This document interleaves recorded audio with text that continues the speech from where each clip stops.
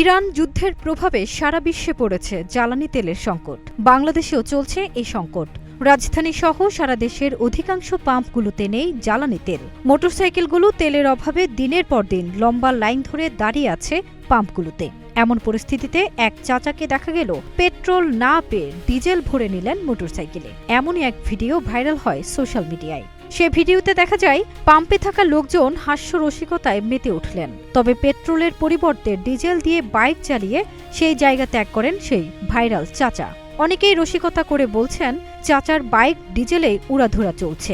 বিশ্বজুড়ে জ্বালানি তেলের যে সংকট দেখা দিয়েছে তা কতদিনে সমাধান মিলবে সে বিষয়টি এখনও অনিশ্চিত।